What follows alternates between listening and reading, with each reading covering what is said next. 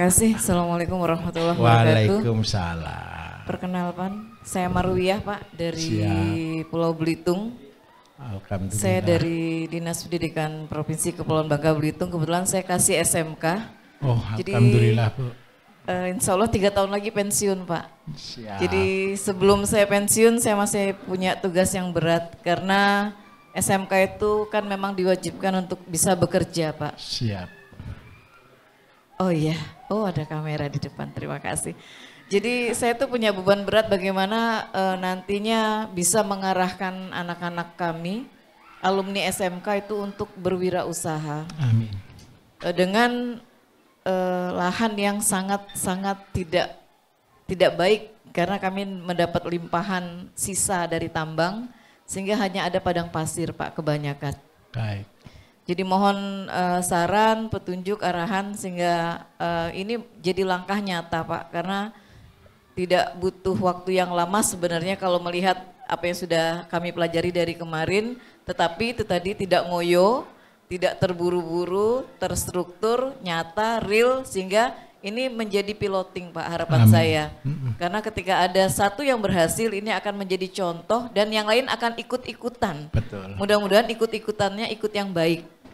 Itu mungkin saya di sini membawa 2 orang guru Pak, ini guru SMK kami, kompetensinya pertanian, perikanan dan ini peternakan perkebunan. Baik. Jadi sangat relate dengan pelaksanaan pelatihan yang sangat singkat, kalau menurut kami pengennya lebih lama tapi dibatasi waktunya 2 hari. Mohon petunjuk arahannya Pak, terima kasih. Assalamualaikum warahmatullahi wabarakatuh. Waalaikumsalam warahmatullahi wabarakatuh. Ibu nanti coba lihat di Google. SMA Negeri 1 Kedamaian. Jadi ini SMA yang sudah masuk di apa itu ya, SMA unggulan ya.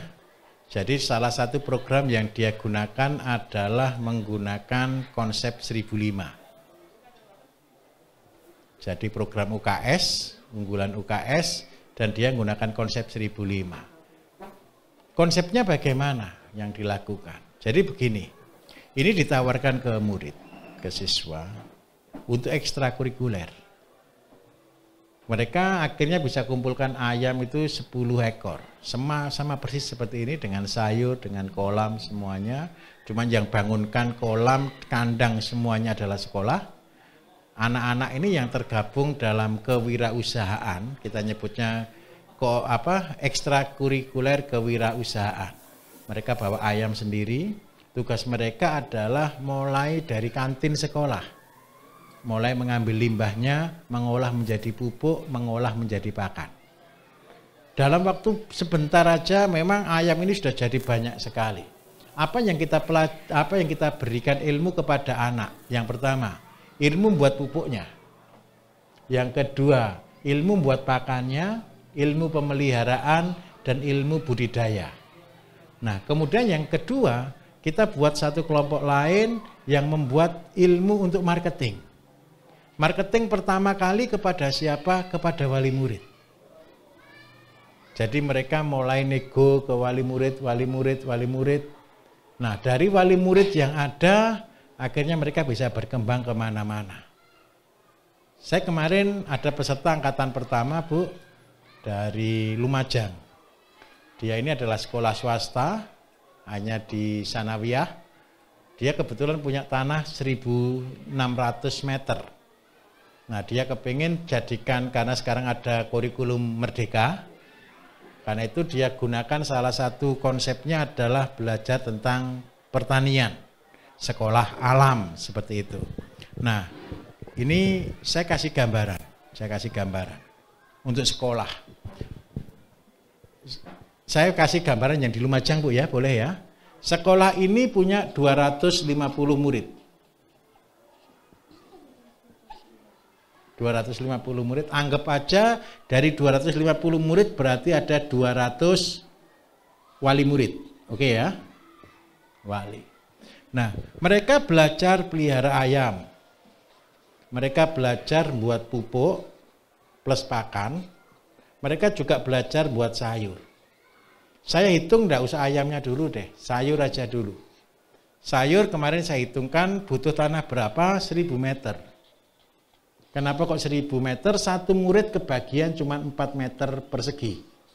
Kalau satu murid cuma kebagian 4 meter persegi jadi beban atau tidak kira-kira? Sangat ringan. Tapi tahu enggak hasil yang dihasilkan dengan program ini? Seandainya kita tanami kangkung, bayam, sawi saja atau kacang panjang apapun bebas. Tapi dibagi per murid berapa petak. Lah minta tolong nanti karena sudah tingkat SMA, mereka kasih kepercayaan coba buat kalkulasi. Setiap tanaman ini berapa hari, di planning berapa meter, setiap hari harus panen berapa biji, terus bagaimana hasilnya, bagaimana marketingnya. Karena apa? Asumsi, seandainya saya buat 1000 meter persegi, yang satu kotak ini anggap aja lah, 1 meter persegi kemarin saya sebutkan 20 ikat, kalau untuk kangkung atau untuk bayam, dengan harga Rp1.000, kalau di Bangka Belitung Rp1.000 masih berarti enggak di sana? Terlalu murah? Enggak apa-apa, gini ya konsepnya ya, jual yang bagus, barang yang bagus, jual yang buat Rp1.000 saja. Nah, ketemu 20, kalau 1 bulan berarti kan 20 ikat kan 20.000. 20.000 kalau punya 1000 meter berarti punya berapa? 20 juta per bulan. Ini dari sayur saja. Tugasnya murid adalah mengelola, mulai dari tanam sampai panen. Setiap hari tolong diberi waktu kesempatan cuma 10 menit saja melihat tanamannya dan membersihkan rumputnya sama panen. Apa yang sedang kita tanamkan, mereka akan melihat dari pertanian itu ternyata uangnya besar. Supaya apa? Minimal terpikir oleh mereka, saya bisa hidup dengan bertani.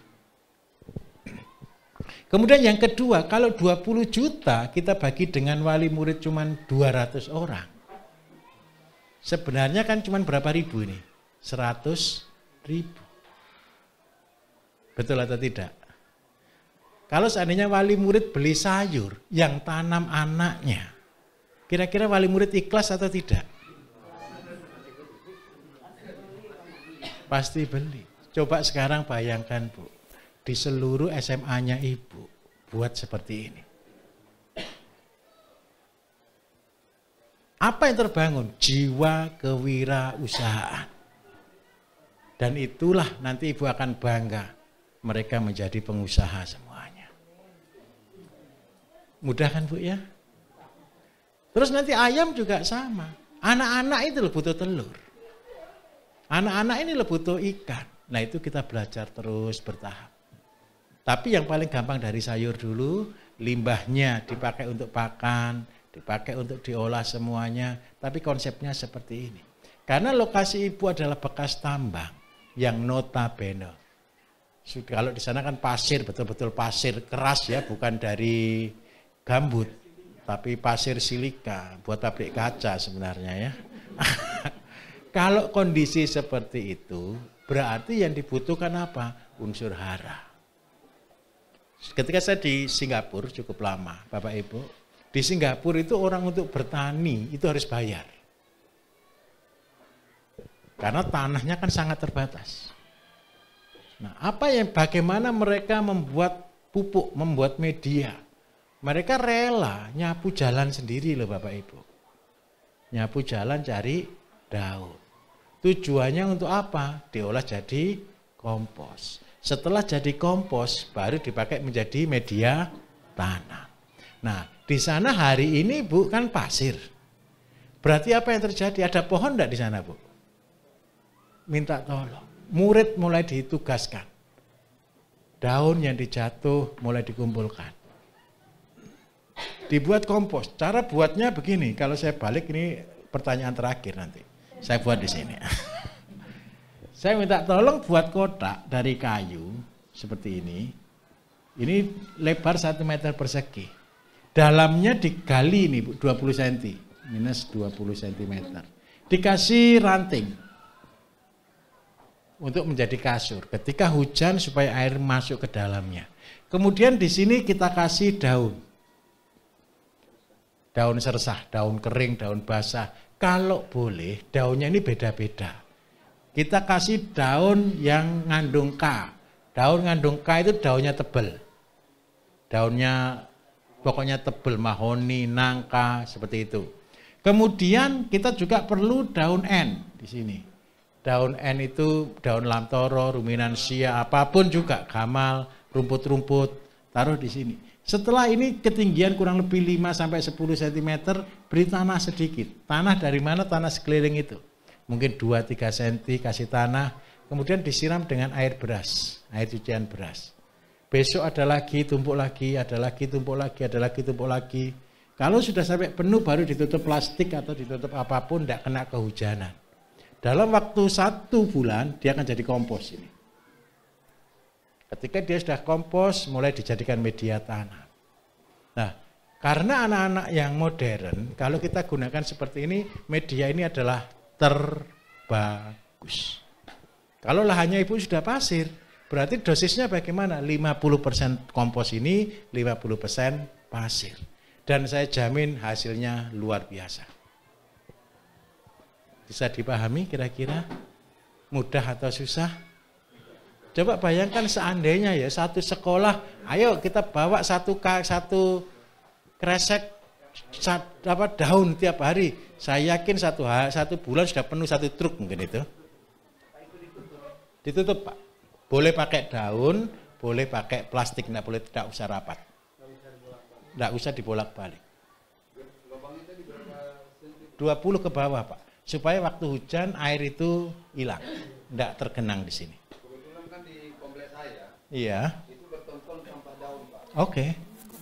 Nah, Karena dia sekali keluar itu 1 elkor, kalau sana elkor namanya, 300. betul. Baik, begini. Kalau Bapak Ibu mau terkenal enggak kira-kira? Mau didatangi menteri atau didatangi presiden gitu? Indonesia ini gampang kalau mendatangkan begitu itu. Buat sesuatu yang paling jahat, rame, betul kan? Atau buat sesuatu yang paling baik. Kalau seandainya di tempat Bapak banyak limbah, banyak daun, banyak apa, manfaatkan itu. Olah sebaik mungkin. Tidak pakai modal Pak ini Pak. Soalnya itu rumput kan rumput jalan ya. Betul. Di kanan jalannya kan 30 meter. Saya belajar ini Pak, terus terang Bapak Ibu begini loh, saya ini belajar. Saya beli tanah itu luas 100 hektar Bapak Ibu. Di tengah hutan. Kenapa saya beli tanah itu? Karena di tengah kawasan yang saya beli ini ada istana burung maleo. Istananya itu ya sebesar rumah ini banyak tempat. Gitu. Lah sama orang-orang kan diburu terus ini burung. Saya kasihan makanya saya beli, saya pagar semua. Orang tidak boleh masuk. Supaya burung ini bisa hidup. Kenapa saya menjaga burung ini? Burung ini ngajari saya cara buat kompos. Bapak Ibu percaya enggak kalau burung itu bisa ngajari kita gitu? Ya burungnya enggak pernah bawa pena Bapak Ibu. Jadi burung ini dia nyapu itu hutan. Hutan itu disapu Bapak Ibu. Dikumpulkan, dibuat istana, dibuat gunung.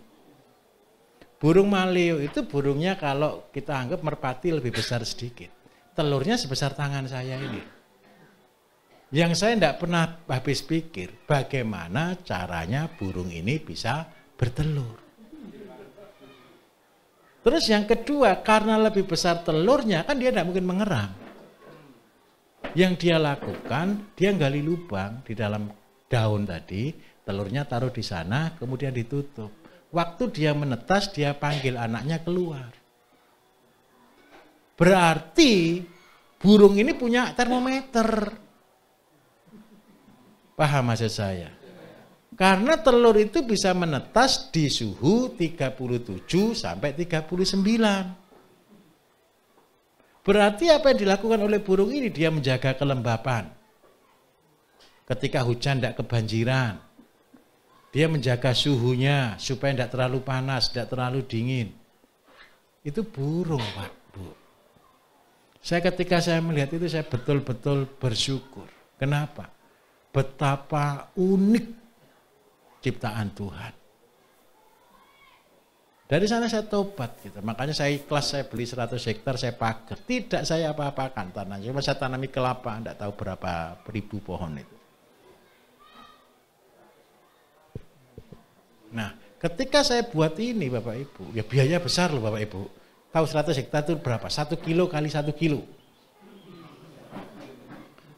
Kan iya, buat jalan keliling itu ekskavator aja 4 bulan mungkin kalau tidak salah. Setelah itu buat pagar.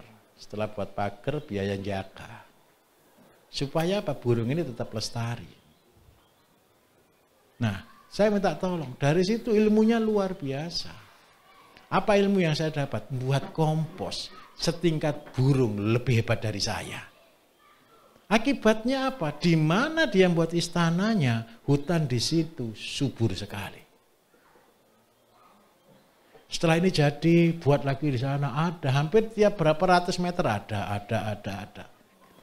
Coba bayangkan, ketika saya di sana, saya tidak bawa bekal apa-apa, cuma bawa bekal beras gitu aja Bapak Ibu. Lauknya dari mana? Anak-anak itu tahu, oh ini Pak ada tempat telurnya, Deka gali ada telurnya gitu. Kita cek ini telur baru atau telur lama. Kalau daunnya baru berarti telurnya baru. Kita tinggal ambil, kita masak. Masak satu itu sama dengan masak 4 buah telur kampung. Rasanya enak sekali. Sulawesi semua banyak Pak. Kalau punya saya itu di Halmahera Utara, Halut, Tito Belo.